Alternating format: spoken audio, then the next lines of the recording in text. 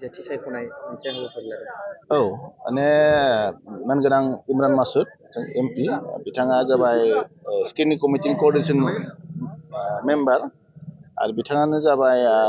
जोंनि स्क्रिनिं कमिटिनि चेयारपार्सन जाबाय प्रियंका गान्धी बिथाङानो थिनहरदों आरो बिथाङानो जाबाय ग्रासरुट लेभेलनि रिपर्टखौ लानानै बिथाङा फैदों खारन जोङो गोदोनि आगोलाव जों मिथिनाय बायदिबा माने बिखेखि नेसनेल पार्टिफोरा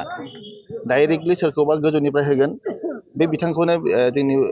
भटार्सफोरा भट होनांगौ जायोमोन बा पार्टिनि नाथाय दिनैनि बेलायाव नेसनेल पार्टिबाबो ग्रासरुट लेभेलाव रिपर्ट लादों बिथांमोना मण्डल रिपर्ट लादों ब्लक लेभेलनिफ्राय रिपर्ट लादों लोगोसे बिउ लेभेलनिफ्राय रिपर्ट लादों माबा बुथ कमिटिनि रिपर्ट लादों लोगोसे आरो नन पलिटिकेल अर्गानाइजेसननिफ्राय लादों जेनेबा नोङो छात्र संगठननिफ्राय लादों ट्राइबेल संगठननिफ्राय लादों सरिना छात्र सन्थानिफ्राय लादों बिदिनो बहुद गोबां जनगोष्ठी आरो सिनियर सिटिजेननिफ्राय बिथांमोना रिपर्ट लादों सोरखौ होयोबा आरो सोर सासेखौ साबसिन हिसाबै आरो माबायदि सोरखौ होयोबा नोंथांमोना गोजोनगोन बिदिनो साफा साफा वान टु वान सोंदों बिथांमोना आरो निस्सय बिथांमोना सेटिसफाइड जोंनि गरेस्वरनिफ्राय कंग्रेस दलनिफ्राय देरहागोनखौ रोखा बायदि नुहुरदों आरो बिथांमोना बुंलांदों रिसेन्टलि माने जोंनि गरेस्वरखौ माने कंग्रेसनि बिजाथि हिसाबै सोरबा सासेखौ सायख'गोन आरो जोंनिफ्रायबो रिपर्ट लादों आं डिस्ट्रिक्ट प्रेसिडेन्टशिपखौनो बुंदों मोजां केन्डिडेट सायख'योबा गरेस्वरनिफ्राय देरहानाया खाथां आरो जौसे खोन्दो माने देरहानाय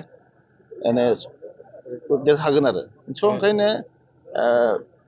नेसनेल पार्टि हिसाबैबाबो देग्लाय माने बिथांमोना जथेस्थ' ग्रासरुट लेभेलाव रिपर्ट लादों बेखिनियानो आंथो जिहेतु नोंथांनि मुङाबो गरेस्वर समस्तियाव चर्चा जागासिनो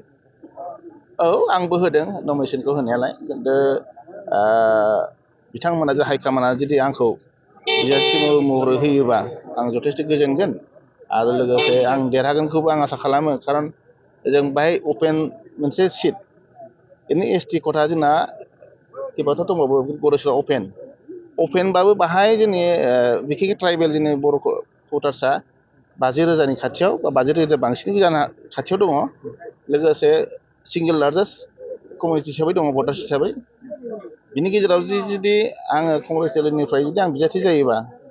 आरो गुबुन दलनिफ्राय जुदि जोंनि एसटि गैयाबा आं निस्सय आङो माबा मोनगोन क्रेडिटखौ मोनगोन लोगोसे बे हिसाबै मोनोबा आङो देरहानायाव आसाबादि